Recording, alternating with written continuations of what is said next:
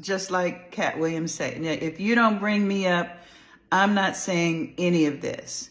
But since it's gone on too long, I've tried to ignore it, but enough is enough. And the winner is Jody Watley. Winners are not allowed to allow losers to rewrite history.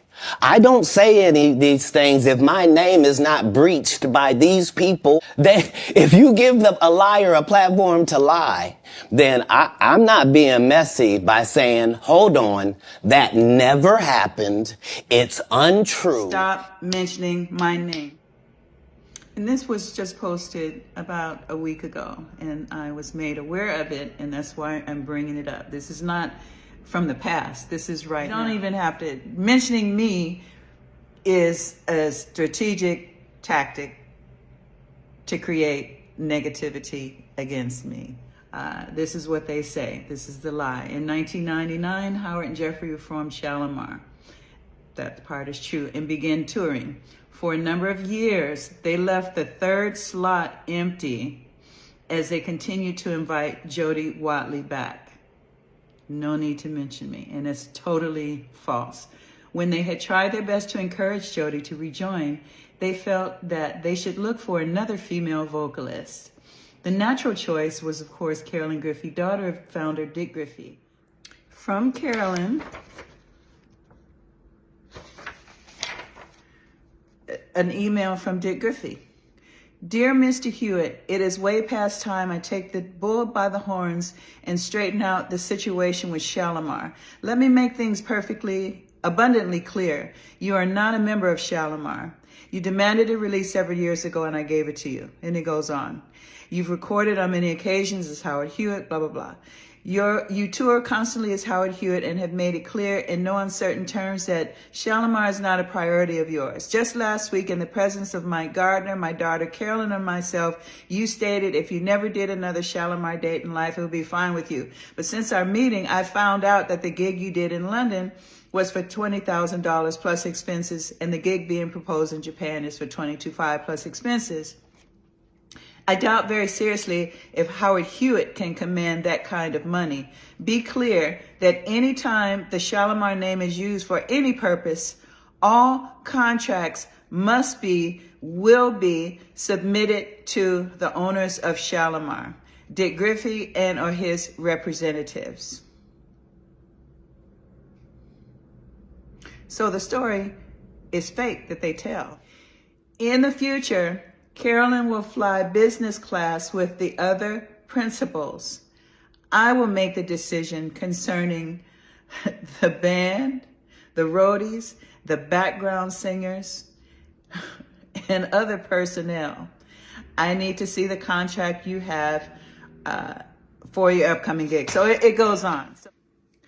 Then I find out that this lie is being told in the Shalimar show. Total lie.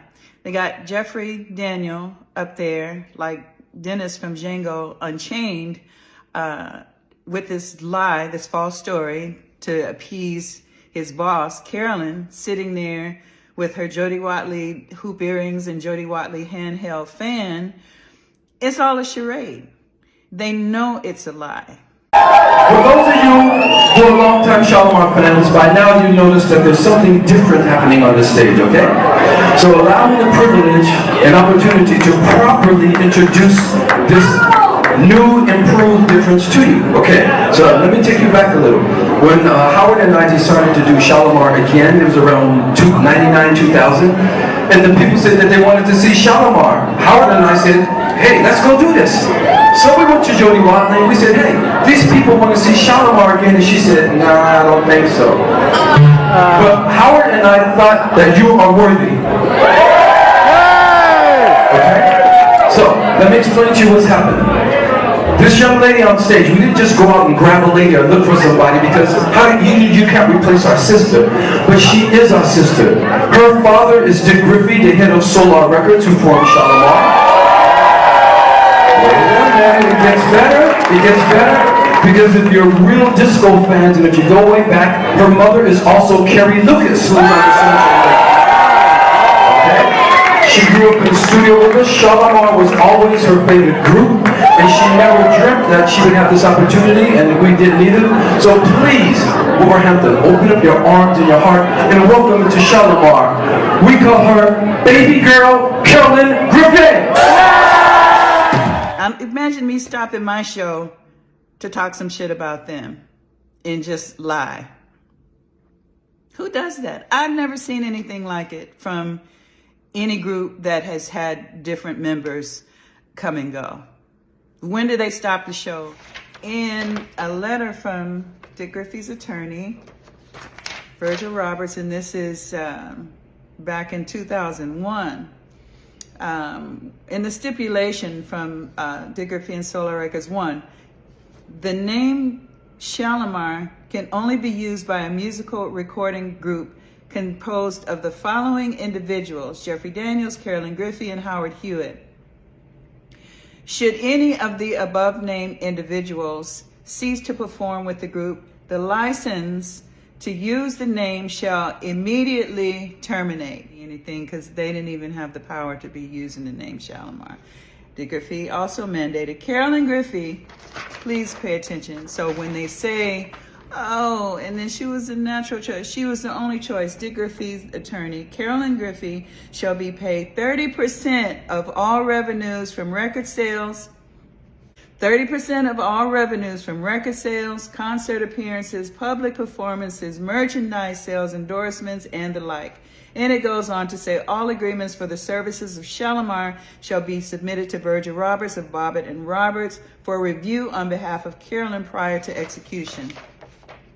So please stop with the false narratives. There were no repeated invitations to me. I was never a part of the equation. Once I quit, that was it. And so the whole thing is just, like I said, it's a false narrative. And these are the receipts that were provided by her.